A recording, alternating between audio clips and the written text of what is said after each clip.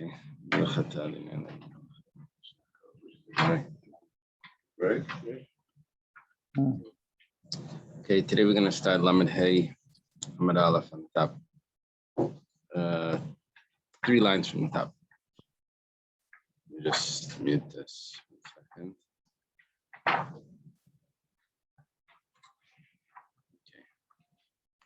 Okay. Thank Hashem that we're able to learn Torah every day. So by learning, we should have the basic English immediately. So we're talking about the spies. And good morning. How do we get into the spies? Because we were talking about crossing the Yarden. Talk about crossing the Yarden. We were talking about how heavy the stones were. We started talking about how heavy the fruits were. How did we get into talking about crossing the Yarden? So we're talking about the brachas and the klalos, if they have to be said in Hebrew. We're talking about what things need to, how do we get into talking in Hebrew? Because we said there's the section of the site that need to be in Hebrew. So now we're by the spice. This was like a conversation, how one thing goes to another. So it goes like this. They said, the spies came back, they spoke to him, they said, Banu Begaimer, we came, etc. It means we came to the land that you sent us to. And the land is flowing with milk and honey. And they continued and they said, however, the nation is strong, we're not going to be able to conquer it. Rabbi Yochanan says, and now we have a mnemonic to remember the statements that are coming up. First one is Emes. Second one is Levadi and Leviat Tzuguzun. Rabbi Yochanan says, name of Rabbi Meir, Kol Lashon Hara Shem Beidvar Emes B'tchilasei in Meskayim B'Seifei. Lamed Hey. Any Lashon Hara that doesn't have any truth in it will not be believed. What the Gemara here is explaining is why did they start off saying something good about the land of Israel? Let them just say the place is horrible. Why do they have to say that it's flowing with milk and honey? It says no, they have to say something true to be able so that they'll believe the what they wanted to say afterwards. So even the good thing that they said was really just to get them to believe. The reporters, right? Yeah. They try to sound unbiased. They make believe they're unbiased by saying something, and then the bottom line is right. You get the point. Okay. But it's in everything. It's in sales. I just want to tell you one thing. This house is perfect. There's a leak in the roof, but everything else is perfect. Okay. So, Vayas Kalev Esa'am Al Moshe. Vayas means he silenced. He silenced the people to Moshe. Kalev silenced the people to Moshe. Amar Rabba says, what does it mean he silenced them? Shisitim bidvarim, that he persuaded them, not silence. See, Vayas means to silence, but it can also mean asata means to like seduce or persuade. Simple translation is to move. Oh yeah, Vayas means to move? Uh-huh. She says Shiskan. Modern. Oh really? Yeah.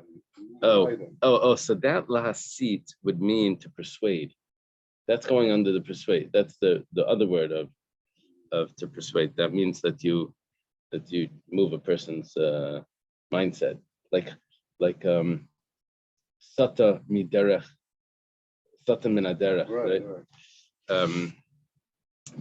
So what did he say over here? I think they taught us in school that when they say Shah, like that, it's the universal sound for be quiet, right? Shah. I don't think the kids.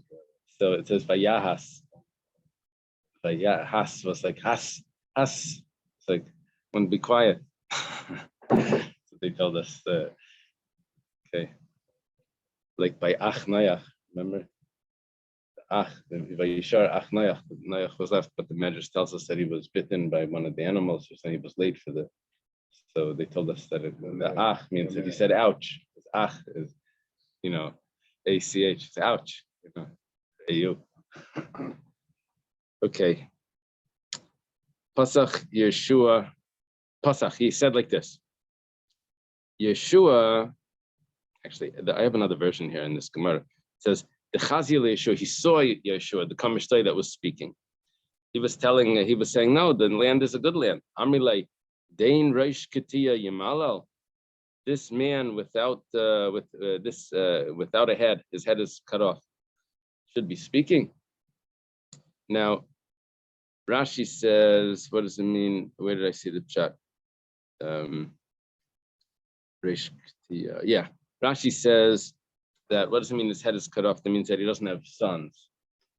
Gemara Megillah says that says when it's in Divrei Yamim, when it's talking about the descendants of Nun, it says Yeshua, and it stops right there. Gemara says he doesn't have it. That means that there was no children after Nun.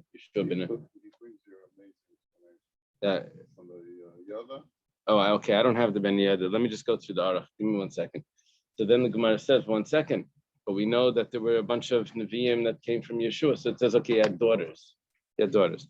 So, but over here they're saying he doesn't have any sons. So why should he be talking? Which means that he doesn't have sons that are going to inherit the land anyway. It doesn't matter to him. He doesn't have anything. Now the Arach says that because Yeshua got a blessing from Moshe, the Yud, that so that the Rosh, the first letter of his name was Ketia, is a small letter, is cut off. So he should be talking, and I'm not sure why they're surprised about that. Okay. Any other comment? First of all, that he's trying to cut off the head of Moshe because he wants to go to the land early. Oh, okay. And then they said he was trying to, because he didn't have children, he wanted to go to Israel to have the school start children. It's two interesting points. That's good. It's not here in my, You don't have that in the commentary.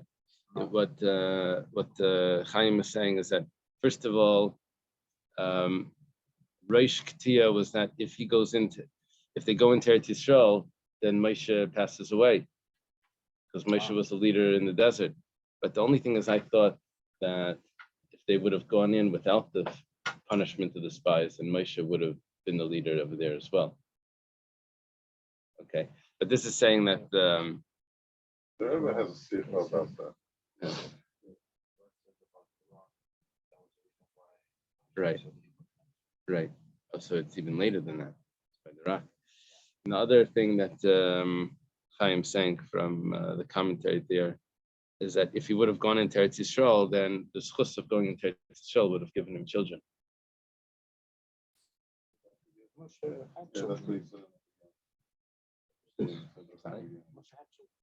Moshe had children. Yeshua didn't have sons. So Yeshua wanted brings a sons. good point when he says that the Yud came from Sarah. That Yud was the Yud that made her infertile, that she couldn't have kids. But he got the infertile. You hear this? The Yud was from Sarah. Sarai couldn't have children, and Yeshua got that Yud, which means that he won't have children. So that's Reish Ketia, that meant that he. Wow, there's a lot going on here. So this is what's saying now. This is all in parentheses, that Khalif sees what they just did to Yeshua. Amar, that they silenced Yeshua. Amar Yimishtaina. If I try to speak, Amri bi milsa v'chasmin, they'll all say something about me. They'll silence me. V'chasmin li. Amalahen. So he said, v'chizu b'lvad aslanam ben Amram. So he started off making it sound that he was going to speak bad about Moshe because he called him Ben Amram. Is this the only thing that Ben Amram did for us, or did to us? Maybe. Savri beganusi kamishtai. They thought that he's about to say something negative. Say, oh yeah, tell us. What else? Speak with negative. We want to hear lashon hara. Ishtiku. So they were quiet. Amalahu. So he said to them, he took us out of here. So he took a little shift over here. Yeah, exactly. Okay, he took us out of Egypt. He split the sea for us. He fed us the man. if he would tell us, "Asay sulamis v'lo rakia," that we should make ladders to be able to climb to the heavens, so le'nishmaloi, we won't listen to him. Okay, that's how he got a word in edgewise. He silenced them for a second. And he was able to say his Allah ina levi rashnu isa. We should go up and we'll inherit it. The people that were with him said, no, we won't be able to go up, etc. Amram Chanina Bar Papa. Chanina Bar Papa says, Davar Gadol Dibra Meraglim Baisasha. Meraglim said something very big at that time, a major statement. He is stronger than us, or they are stronger, the land is stronger than us. Al Tikri Mimeno, Ella Mimeno. Yeah, some commentators take out the word al tikri because the word mimenu, well, officially, this is the confusing part. The suffix nun vav at the end of a Hebrew word could mean from us or from him. Now, and a regular word depends. How do you know if it means from us or from him? It depends if there's a dagish in the nun. If there's a dagish in the nun, then it means from him. And without a dagish, it means from us. That's the old. But in those days, they probably had a pronunciation where you could hear the dagish chasa, forte. It was like an emphasis. So don't read it as mimeno. Now the truth is, the word mimeno always has a dagish, so there's no way of saying this. So Rashi says, Rashi doesn't have the words al tikri. Like Garas, Rashi says, because mimeno is the same thing. The same word. Rashi takes out the al tikri. Because what do you mean al tikri? Don't read it. It means don't translate it. It was what you wanted to say. So what they said was, it's not that not the simple translation that the land of Israel is stronger than us, but the land of Israel is stronger than Hashem. Stronger than him, capital H. Stronger than him. It's as if to say that the owner of the house can't take his vessels out of there. Because which means Hashem can't remove the Canaanites from Canaan. I always imagine like when they say the owner of the house can't get his vessels, it's like trying to get the bathtub out of the bathroom. That's it. Can't get him out, even though you built the house. They have to put it in before they put the thing in. That's as if they were saying that now Hashem can't remove the Canaanites from there.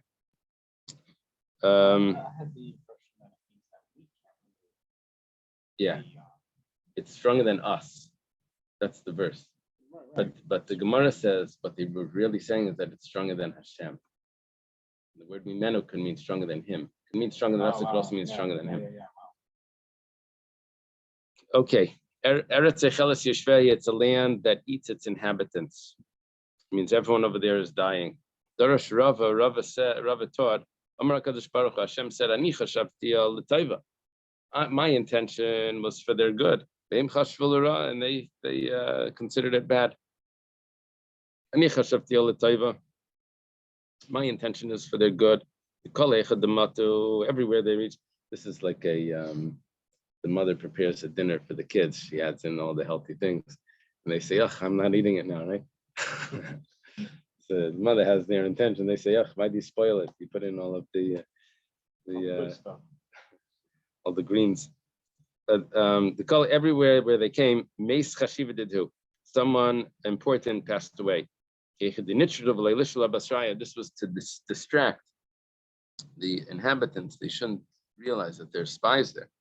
So they made them, it was a distraction. They made funerals going on as the spies were there, so no one should notice them. And what happened? They said that, no, everyone's dying there. So it was really for their good, but it turned out that they didn't see it like that. Well, I guess everyone has their own narrative. They shouldn't ask about them. Some say Eiv nach nafshe, that Eiv, the discussion who Eiv was, But some say, if according to this opinion, that Eiv was living then, Eiv passed away, and everyone was busy with his eulogy. And they thought that for bad, Eretz that it's land that eats its inhabitants. What is that? Oh, yeah, I don't know what it is, according to this opinion.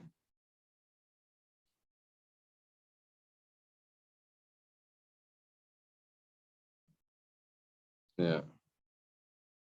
They say that it says by Hashem Berach Avram Bakol. Hashem blessed Avram with everything. They say that Bakol, according to one opinion, is that he had a daughter. Bakol is a bas. That's what one opinion says.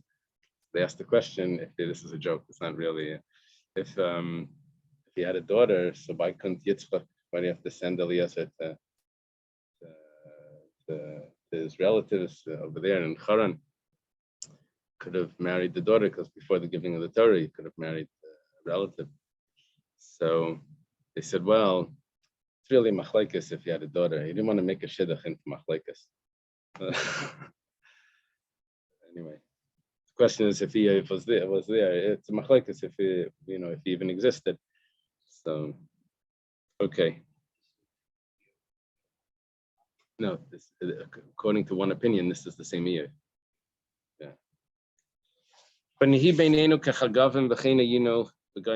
were in our eyes like grasshoppers, and so we were in their eyes. Amarav Misharshia, or Misharshia says, Meraglim Shakri Havu. The spies, they were just liars.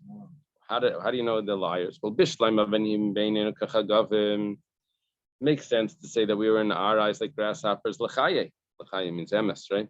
That's true. Okay, if that works out well. Yeah, the Sfardim that say l'chayim, possibly what they really meant to say is l'chaye. They say that emes, l'chaye is emes. That's a possibility.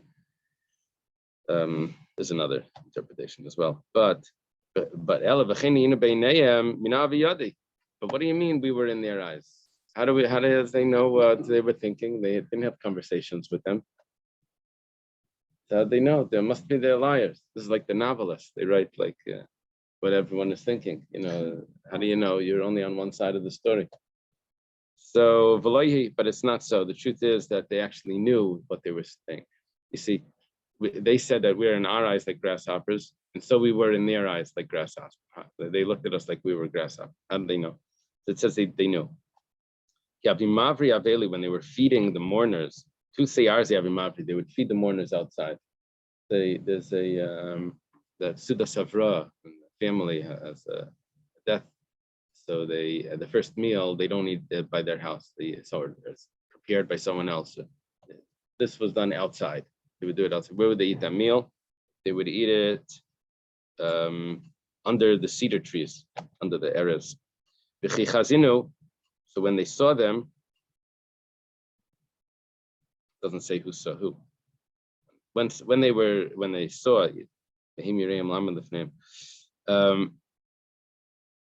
even Rashi doesn't tell me who saw. Someone saw them, but either the spies saw the Knanim or the Knanim saw them.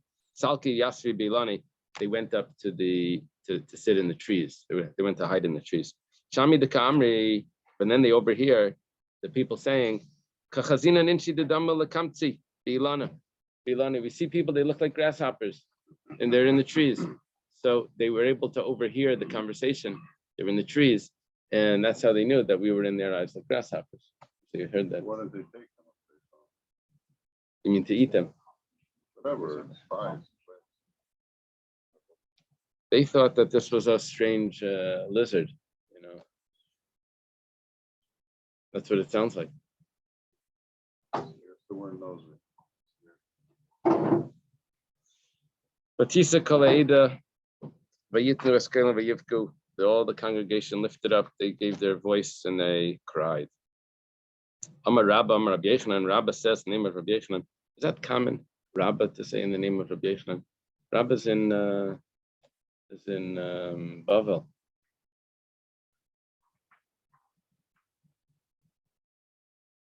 Bechel is in Eretz Yisrael. I say Hayayim that day. Erev Tisha B'av Haya. I have Erev Tisha B'av. What's Erev Tisha B'av? Amar Kadosh Baruch Hu. Hashem says, "Heim bacha b'chia shel chinam." They're crying for nothing. Ani yakva lehem b'chila daris. I'll make them. You're crying. I'll give you something to cry. I gave them crying for generations.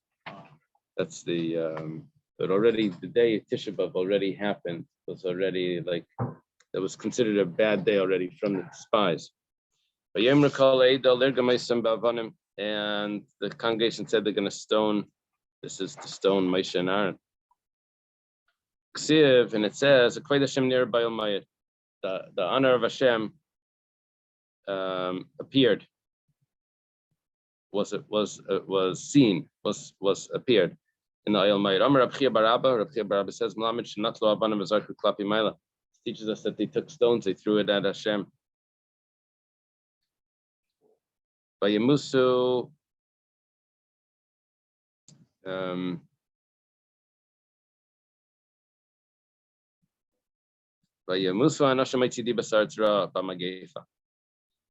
the men that gave the bad report died in the plague. It means the spies had a plague that they died from. Amr Shimon ben Lakish. Shimon ben Lakish says, they had a strange death. It takes us over here that gets inserted into the. It says that the way the Reish Lakish was learning this was because it says they gave a bad report in the plague, and you take the word bad and put it with the plague. They gave a report and they died in a bad plague. So the bad ends up being part of as a adjective of the plague, as opposed to an adjective of the report, or maybe both, right? So Amr Rab Chanina bar Papa Darash Rab Shila Ish Kfar Tamarta. Rab Chanina bar Papa says that Rab Shila, man of Kfar Tamarta, taught Malamich and Ishtarv L'Shainam, their tongues got extended, V'nafal al Taburam, and it reached their navel, belly button. There were worms that were crawling out of their tongues and going into their belly button, from the belly button into their tongue, and that's how they died. Well, Rav Nachman Yitzchak says no, they had diphtheria or croup, one of those diseases in the throat.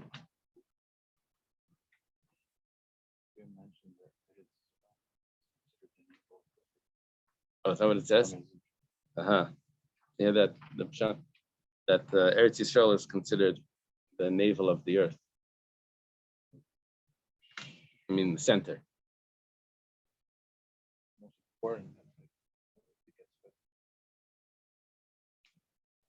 It's the most important before you're born. It comes the least important after you're born.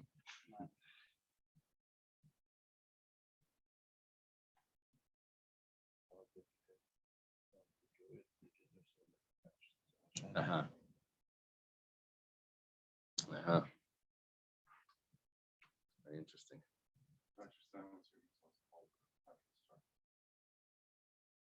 What would Dr. Stein tell us? He's not on. All weather patterns. Oh, really? That's interesting.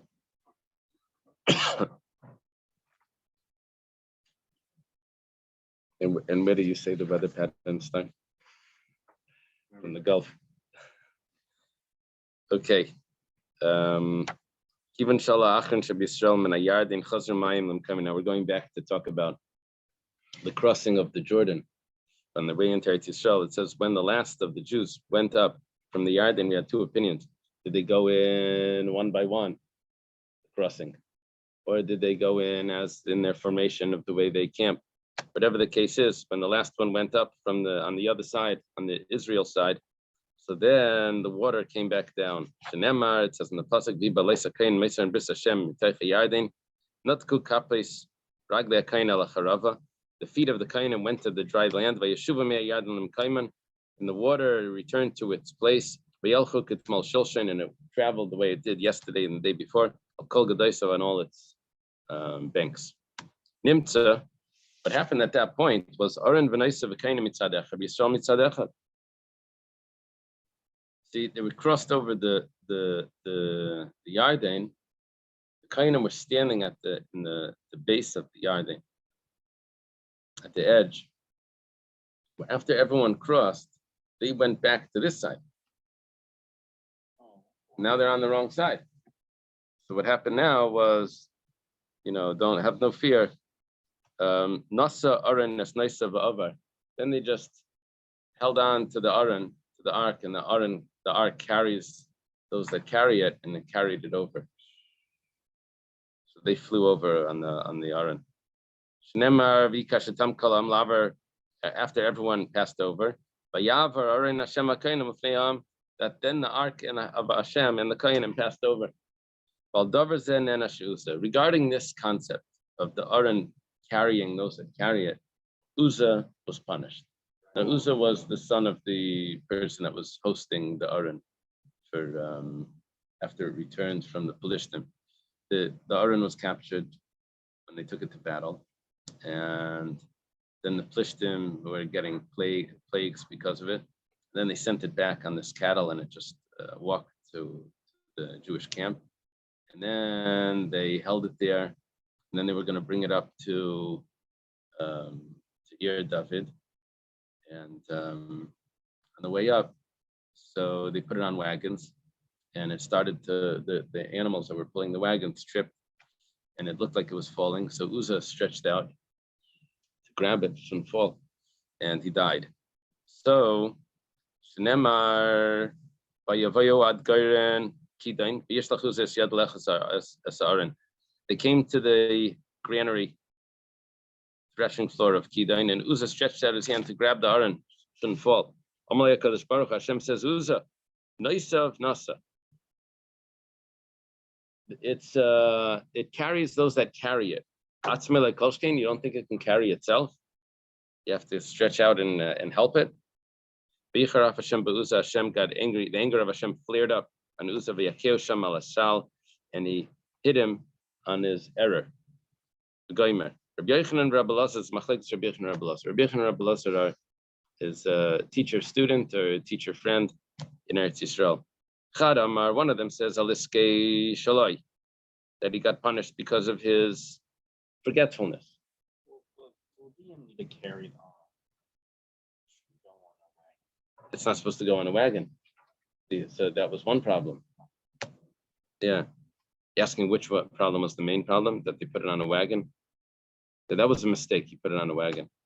But the death was when he reached out to catch it. One says that he did his needs. That means like a lack of respect in front of the Aaron.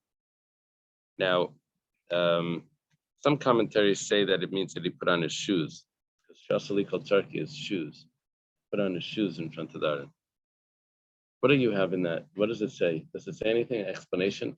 How could he go to the bathroom in front of the Aaron? It's like a strange.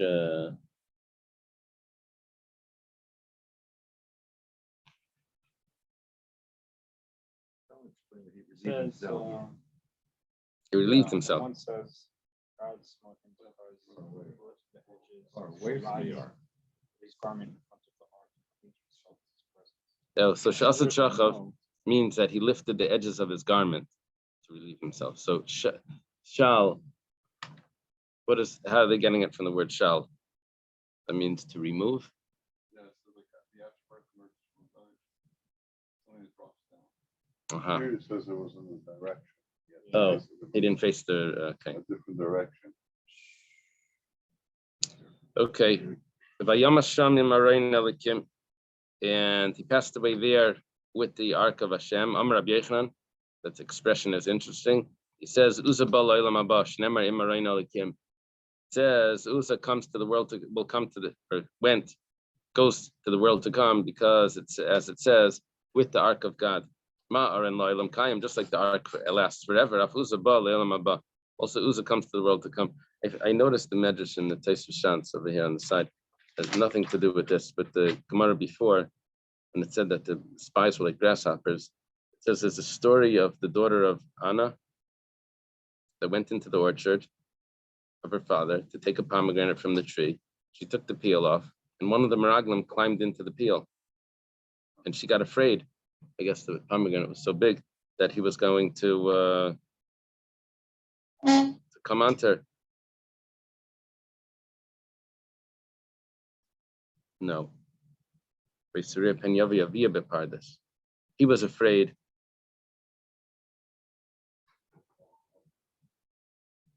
It says, she was afraid. Oh, she was afraid. She was afraid, not that the Magdalene was going to do something to her. She was afraid that her father, that she took a pomegranate without permission. So she threw the peel out, and she, together with the Mirago, together with the spy. You ever heard this medrash? Do you have it in the commentary? Did you notice it? Yeah, I never heard that medrash. Back in the days. Okay. Yeah.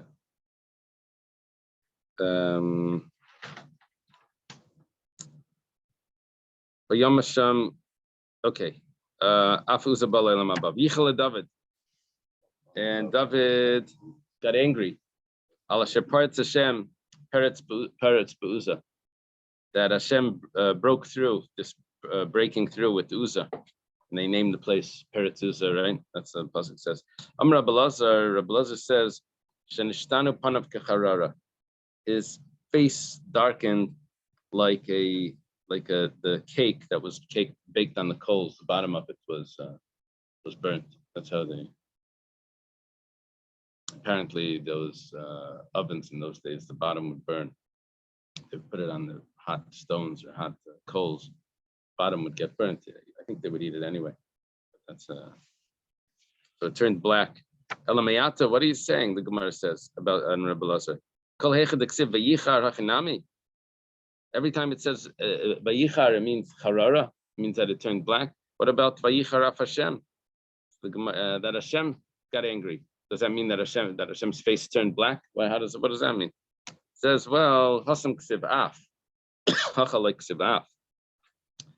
It's interesting. Over there it says in that pasuk vayichar af Hashem b'uza, it says the anger of Hashem flared up. Over here it just says vayichar leDavid. That he got angry. It doesn't say vayichar af. Okay. Darash Rava. Rava taught, David. Why did David get punished? Why did he get punished? That he forgot the basic halacha, the basic concept that the aron is supposed to be carried and not put on a wagon. It says, because he called the words of Torah songs. When I was traveling, the words of the Torah were songs for me. Hashem says, if you take your eyes away from it for a second, it disappears. At the Karesim Zmiris, you're calling it songs. This is precious stuff. It's not songs. I'm going to make you stumble. That even children know.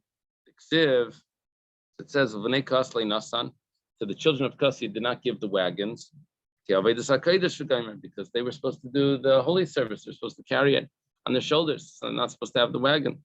Everyone knows that. Why didn't the Kahas not get the wagons? It was divided with the other tribes, with the other families of Levi, not Kahas. Because they carried the Aron, they don't get the wagon. And David forgets this. Why does he forget this? Because he made a comment about the Torah that it was a song for him. Wasn't enough respect. Yeah. Song means that it relaxed him when he was under stress. V'iyu asya bagalta, and he brought it on a wagon.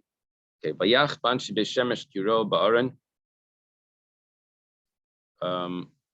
When it came to Beishemesh, it says that the people of Beishemesh were hit because they looked at the Aron. Mishum dero vayach, because they looked at it, that's why they were killed. That's why they died. Rabbav Rabbi Lazar. Now, actually, this is many chapters before this in the book of Shmuel. This is in Shmuel Aleph. That was in Shmuel. The story with Uzzah is in Shmuel Beis, the beginning of Shmuel Beis. David's bringing it to the new to its new home. Beis Shemesh was when it came back from the Plishtim after it was captured by Shaul, the beginning of Shmuel Aleph. So anyway, what did they do wrong? One of them says that when it came back, they took a look at it, they bowed down, which was nice, but they did it while they were still doing their work. They didn't stop working. Yeah.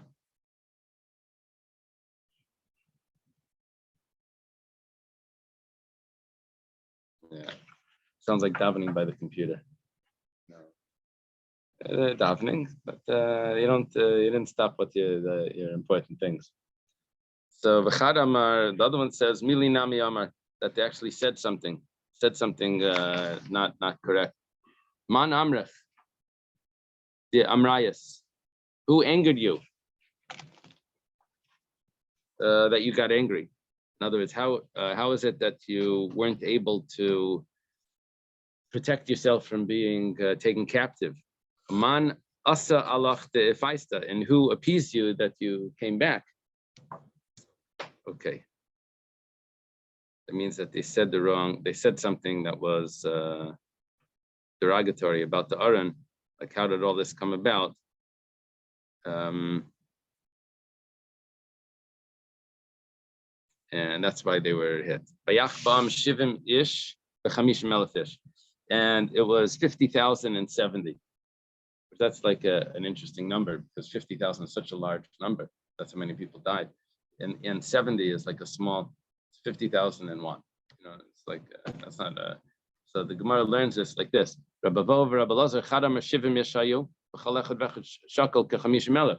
Really, it was 50,000. What is the seven? I'm sorry. Really, it was 70 people that died. Each one was comparable to 50,000. That's how important the people were that died. The other opinion says there were 50,000 that died. Each one was comparable to the 70 members of the Sanhedrin. But the Gemara doesn't view it as 50,070. It's either 50,000, each one was comparable to 70, or it was 70, each one was comparable to 50,000.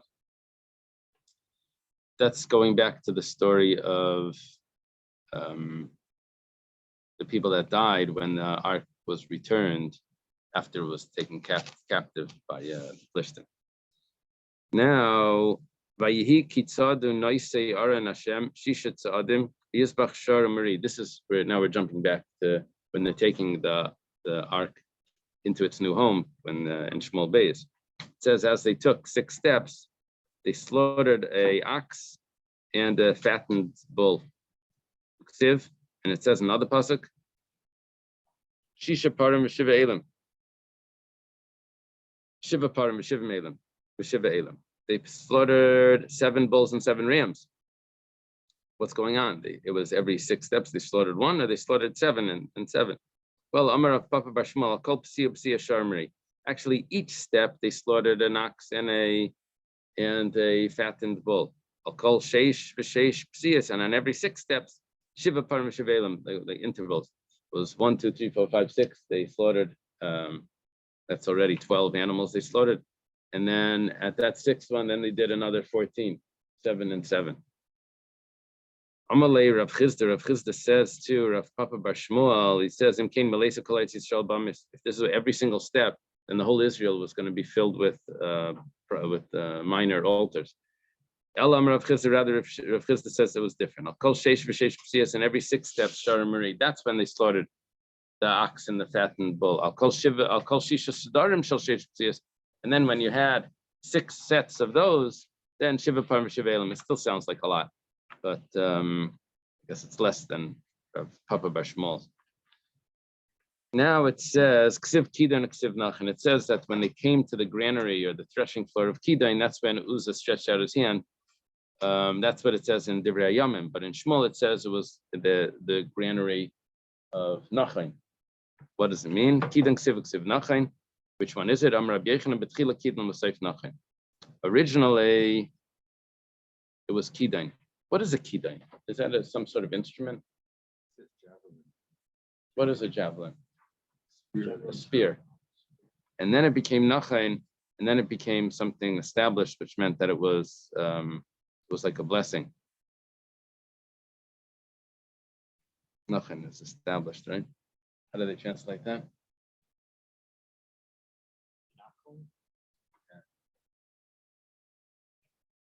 Originally, it was like something harmful, and then it turned into something positive.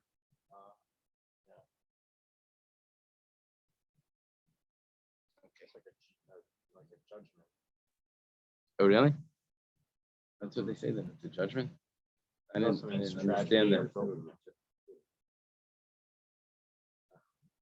That's what they're saying. Nothing is something tragic. I thought it was something positive. First one.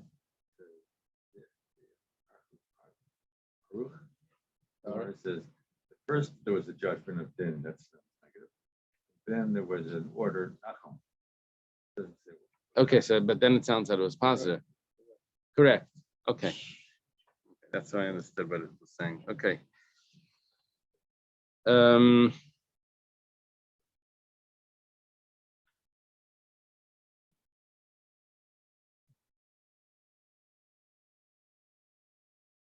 They have another commentary here I see in the Taisha Shans. Goes the other way.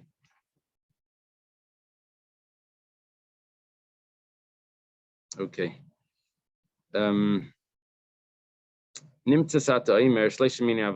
comes out is that there were three sets of stones. What are the three sets of stones? Moshe set up these stones on the other side of the Jordan. Moshe didn't pass over the Jordan. Set up these stones, and he explained the Torah. In other words, in another pasuk it says you'll write on the stones this whole Torah. Asya bear bear, and over there it says explained, right? So, and it says over here explained. So we have this verbal analogy that he set up those stones. Did he write on those stones as well?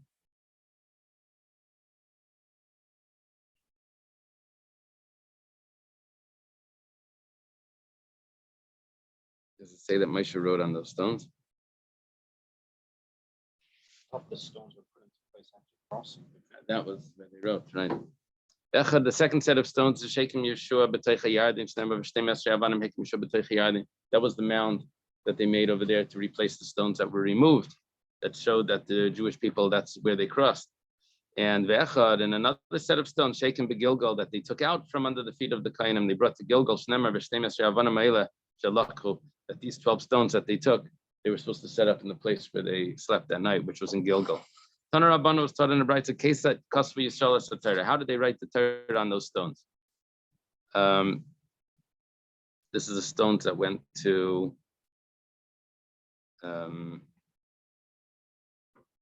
Gilgal.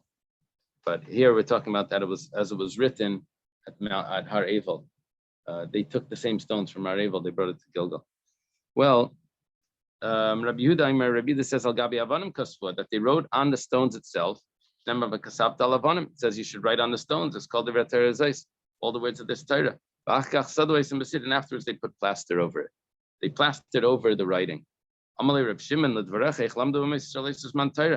did you expect the nations to study the Torah and to copy the Torah, to write it down? It was covered over with plaster. Well,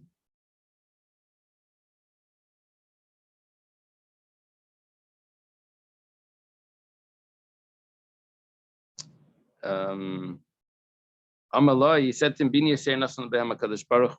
got an extra understanding, which is interesting. Hashem gave the nations an extra understanding. V'shigru naitirin. They sent naitirin. Naitirin is some sort of scribes, Rashi says. The Bekilfu es asid, people, they were able to remove the plaster of V'siu, and they carried it. Which means not that they carried it, but it means that they copied it over and they carried away their copies. And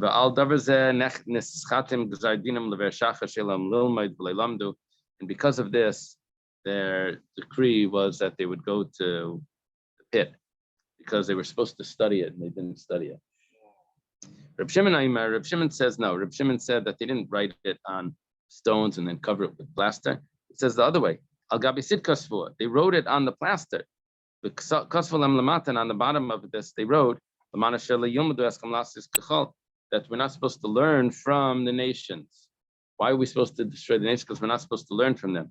That tells us that if the nations themselves would have repented, 7 nations. that even the 7 nations, we would have accepted them. Big chiddush. Well, Amar Rava Bar Shila, my time with the Reb Shimon, Rava Bar Shila says, what's the reason for Reb Shimon the Ksiv? It says in the pasuk by Sid, the nations will be burnt by, destroyed by Sid, limestone. Al Iske Sid, on the matter of limestone, that's where they're going to be because of the plaster that they didn't learn from. Rabbi Yehuda, he says different, Kisid, just like limestone or plaster. Masid, and like Takanel or Sreifa, just like Sid, there's nothing you can do except for burning. I don't know what that means. I guess that's the only way you can work with it, maybe. Also, the only thing that can be done with those nations, over here, because there's kutim in my Gemara, I don't know what it says in others. Kutim is usually fixed by the censor. There's nothing to do with them except to burn them. So he says that they have to be destroyed. Come on, Osla de Tanya. According to who does it go? The following Bryce, it says, V'shavisa Shivya, you'll take a captive. The rabbis Kananim Shabchutzlar is that you're allowed to, when you go to battle, and it's not in the land of Israel, you'll go to battle outside the land of Israel, and you find a girl there that they wanted, was the Fastaya or whatever. You can take a captive, and that captive you can keep. You can even keep them alive. That even though they actually came from Canaan, was captured. This was a Canaanic girl. The Shavisa Shivit, you'll capture a captive. It was already captive from Canaan. You'll capture them there. Who does that go like? Come on, Reb Shimon. That could only go like Reb Shimon. That says that you can accept them if they do shuvah. Otherwise, they weren't allowed to stay alive. They weren't allowed to let them live. Okay, let's leave it here. Have a good day. Thank you.